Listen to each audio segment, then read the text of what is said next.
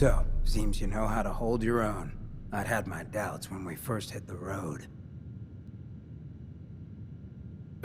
Thanks.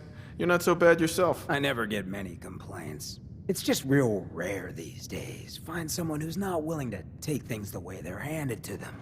Too many good folks not willing to get their hands dirty. And too many assholes taking advantage of it. Look at what happened at Diamond City. Before McDonough took over, it was a half-decent place to live. A little stricter than I usually go for, but not terrible. I thought he and I had a pretty happy childhood. But then he decides he's gonna try and get elected with his anti-ghoul crusade. Mankind for McDonough. Before you know it, you got families with kids lining up to drag folks they called neighbor out of their homes and throw them to the ruins. How could they do something like that? There'd always been a pretty big gulf between the folks living in the stands and folks down on the field. McDonough ran on it because he thought enough of those upper stands assholes would vote for him. Guess he was right.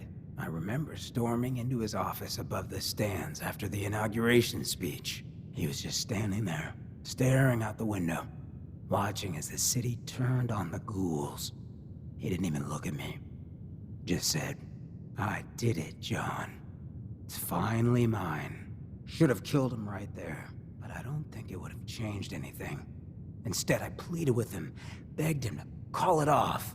He said he couldn't. He had nothing against the ghouls. He was just carrying out the will of the people. And he couldn't betray the voters. And then he smiled. That hideous fucking mile-long smile.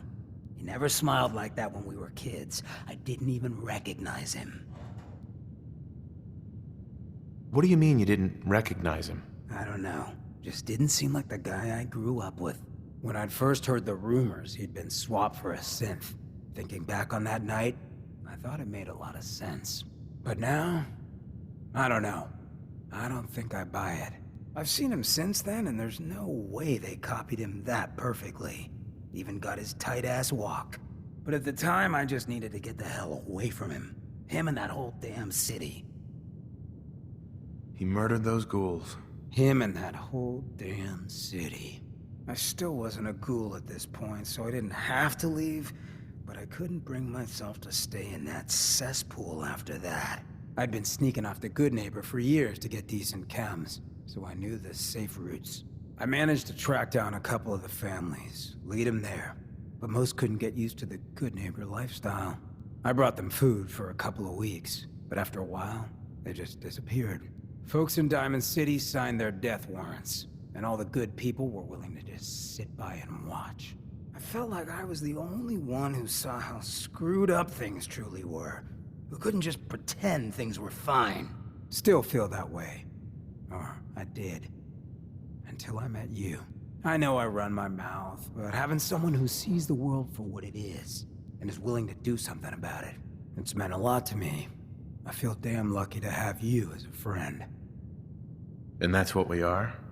Friends? Well, now that you mention it, I have been having slightly more impure thoughts than usual.